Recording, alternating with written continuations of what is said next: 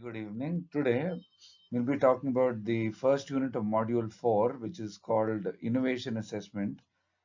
Since what becomes very important to understand is all through Modules 1, 2, and 3, we've been talking about assessment, types of assessment, application of that assessment, but no process is genuinely 100% complete until it's evaluated, until it's assessed, and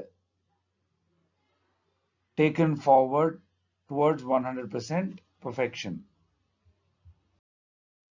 So this presentation is actually taken from one company called Veihart, based out of Europe, whose entire competency is into performing innovation assessments for companies. So I thought I'll take this consulting document and show you how companies in real time actually perform innovation assessments and why it's needed. Now, companies will come out and say our new product is developed. We would like a review before certification and taking it to market. We're facing some technical and product cost problems. Root cause analysis advised on to move to the next step. You want to enter a new or an unknown market and want to know if our approach is the right one. These are the questions which actually demonstrate the need for a cumulative innovation assessment to be done. So there are problems, risks, uncertainties entering into the unknown. A good innovation assessment is going to give you the right solutions, is going to mitigate any possible risk, is going to lead to confirmation of your processes, and will put you in the zone of the known rather than the zone of the unknown. So what becomes very crucial is before the innovation assessment, there are going to be a lot of uncertainties. But innovation assessment 1, innovation assessment 2 is going to lead to better learning. It's going to accelerate the learning curve and the development process becomes that much faster. Why innovation assessment is important or evaluation is important? Because it gives you a view on your product or service, brings multidisciplinary knowledge from product experts or service experts to fuel your product or your process. You get expert advice, mitigate risk from each step in the product development process, improves your product or improves your process, helps you challenge your business case, looks at bringing in contractors and subcontractors that can help you. It's a dedicated activity. It's performed in a limited time frame and it gives you fast responses. So just to summarize, an innovation assessment provides you with the right insights to make the right decisions in an effective way at different levels of the company. This presentation actually talks about why Veihart, that company. It says this company gives you a holistic view on your process or your product, have different assessment teams where they do assessment at different stages of product development. They help protect the intellectual property or the genuinity of that product. These are all the different companies that Veihart has actually done work for as far as innovation assessment is concerned. So just to give you an idea, they do, or rather, innovation assessment is done at 3 levels. Innovation assessment is done at the technology level, at the product or process level, and at the people level. The sweet spot lies in between the three. So at the technology level, you look at the product design, you look at the technology aspects, you look at compliance. Process level, look at how the process is developed, look at the quality assurance, look at bringing in new technologies. At the business level, you look at the business model, look at whether your innovation is bringing you a sustainable stream of revenue, look at the value chain, look at the product portfolio, look at the innovation management strategies. At the people level, look at user experiences, look at user interfaces, reactions and relations of the customer to your product, the public identity, which is very crucial. So holistic assessment of these three concepts puts you in the sweet spot of innovation where risks are very few and rewards are quite high. So what it says, company, process, and product is where the assessment needs to be done. And this company, Wareheart, actually has different labs where they look at doing individual assessments. Let's not worry too much about it. I'll just show you they have this lab called the InnoLab. I can sort of highlight it for you here. So the InnoLab actually focuses on market research, product management, business consulting, looks at innovation policies.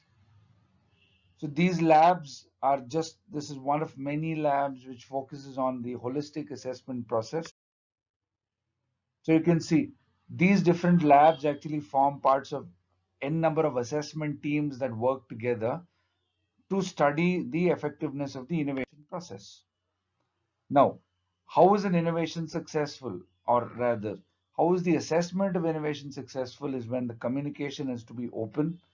There is a constructive dialogue amongst teams. You need to collaborate with different customers, different stakeholders. You focus on advice and criticism. You look at something called multi-level reporting, meaning reporting happens between general manager, sales manager, R&D manager, engineering. N number of departments need to work together to assess their innovations. What becomes really important here is you look at technical assessment, people-based assessment, and business assessment done across different levels of the organization.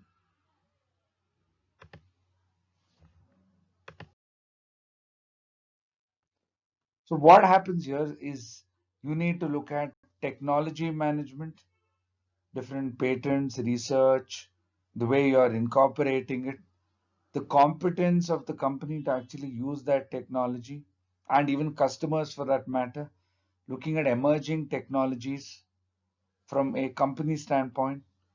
From the business process standpoint, you need to look at how risk is taken care of. You need to look at quality. You need to look at research and development. From the product standpoint, you need to maybe look at the way the products are designed, the safety, documentation.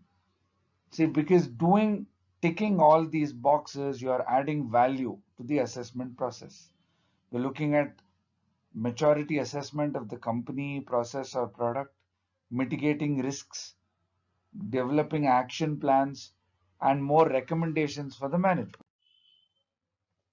So the approach to assessment is done by taking in the opinions of people, screening information, conducting interviews, having certain assessment activities, consolidating that and preparing an assessment report.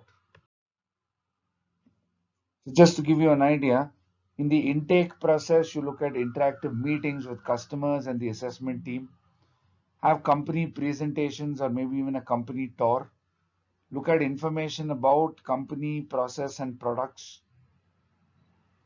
The outcome of this is you define who is who, you look at the scope of the assessment, you get a first impression, you get certain key bits of information, and you identify certain issues. Subsequently, when you've gotten all that, what you need to do is you need to assess the information, you need to review this information, look at innovation strategy, look at human resources, understand the product requirements, understand the design, look at risk. And by doing this, you are assessing all these company processes and products. You're looking at additional questions which the assessment team pose to the company and which need to be answered. Subsequently, you can have one-on-one interviews if needed with the head company management, CEO, CTO, CFO, for example, R&D manager, quality manager. So this thing, just to put it in a nutshell, becomes cross-functional interviews where these cross-functional interviews give you underlying pain points or problems, deeper insights, a list of suggestions for improvement of certain ideas. Then once you have done with this and you're almost towards the end of your assessment, what you need to do is you need to look at whether it aligns with the company's mission and innovation strategy, review the processes, actually tear down the product to its grassroots level and study its efficacy.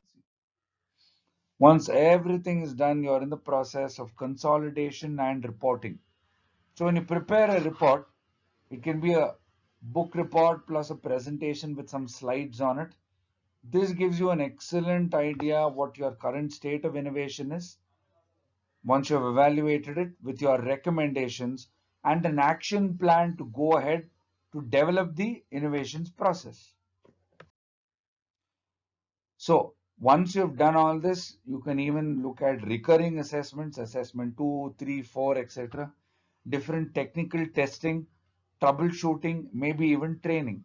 So just to give you an idea, this is a company which does that called Verhart Innovation, who have offices in Belgium, Netherlands, Portugal, and their only job is running innovation assessment. So reason I thought I'd take a actual consulting presentation on innovation assessment is for you to understand the importance that companies are placing on innovation as a prospective revenue generator and as a resource for the growth of the company as well. Thank you so much.